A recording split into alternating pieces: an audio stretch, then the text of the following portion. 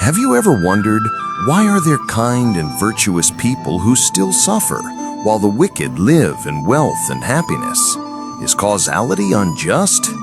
This was exactly the question that Ananda once asked the Buddha more than 2,500 years ago. One day, Ananda asked the Buddha, "World-honored one, I see people who do good deeds but are poor and miserable, while wicked ones enjoy wealth and luxury. So is causality real?" The Buddha smiled and replied, "Ananda, causality is never wrong. It is just that some karmic retributions appear right in this life, some come in the next life, and some only manifest after many lifetimes. People only see the phenomenon in front of them, so they become doubtful." To illustrate, the Buddha told a story.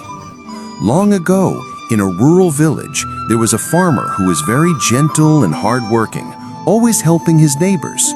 Though his life was poor, he remained honest and never greedy. On the contrary, in the same village, there was a man who was lazy, deceitful, and often stole. Yet this man was fortunate in business, lived in comfort, while the farmer remained poor. The villagers wondered if causality was really fair. The Buddha explained, "The farmer suffers now because the bad karma of the past is manifesting. But since he now lives virtuously, he is planting good causes, and good fruits will come in the next life. As for the wealthy man, he is enjoying wealth now thanks to leftover blessings from the past. But since he continues to create evil karma, suffering will surely come. Causality is as fair as shadow to form, never wrong, only arriving sooner or later." Dear all, through that story, we understand that true happiness does not lie in money or status, but in a pure and virtuous heart. A good person, though in hardship, still finds peace. An evil person, though wealthy, is never at ease. Therefore, what matters is that we must deeply believe in causality, persistently do good deeds, avoid evil, and nurture compassion. Dear all, causality never spares anyone. The result may come quickly or slowly, but it will surely come, like a shadow following its form.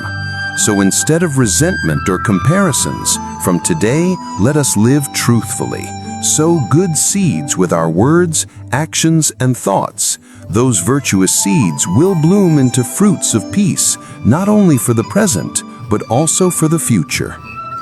Dear friends, if you find this lecture useful, please click like, subscribe, and share so that more people can deeply understand causality and sow virtuous seeds in life. Each of your shares is also a way of giving the Dharma, bringing peace to others. Thank you all for listening.